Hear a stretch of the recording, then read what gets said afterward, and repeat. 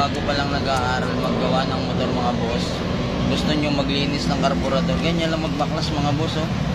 Yan, gayahin nyo lang yan kung paano ginagawa natin. Yan, ganyan lang, babaklasin nyo lang bawat pyesa na yan, tatanggalin ninyo, bawat pyesa na babaklasin ninyo, ganyan din yung ninyo ibabalik.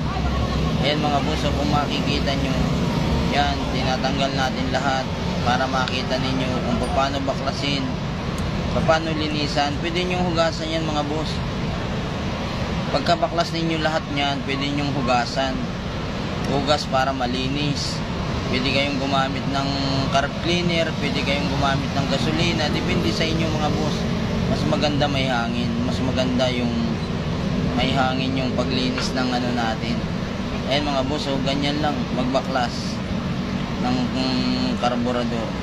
Yung makikita ninyo, ganyan lang bawat pyesa. Ayan mga boss, oh, napakadali lang, di ba?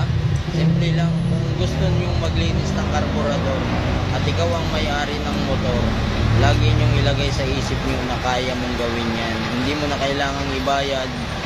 Yan mga boss, nagbigay lang tayo ng tips. Salamat sa inyo mga